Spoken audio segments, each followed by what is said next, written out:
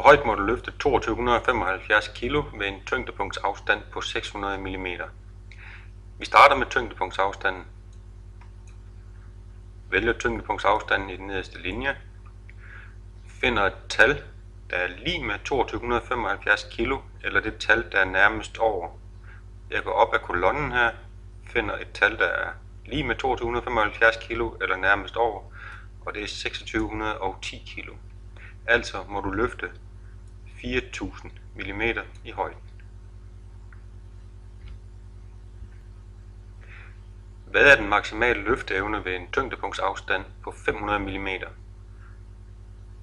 Igen finder jeg tyngdepunktsafstanden, går ned og vælger den her nede i kolonnen, og den maksimale løfteevne er det største tal i denne kolonne. Hvad er den maksimale løfteevne ved en tyngdepunktsafstand på 650 mm og en løftehøjde på 4500 mm? Jeg finder tyngdepunktsafstanden i 650 mm, går ned i kolonnen, vandrette kolonne for neden. Der findes ikke 650 mm. Så går jeg på den sikre side og vælger de 800. Det sker der ikke noget af. Løftehøjden, som er herovre i den venstre lodrette kolonne, skal jeg finde en løftehøjde på 4500 mm. Jeg går herover og prøver at finde en, der hedder 45. Det er der ikke, men jeg vælger den, der ligger nærmest over, og den hedder 4700 mm. Altså må jeg løfte 2850 kg.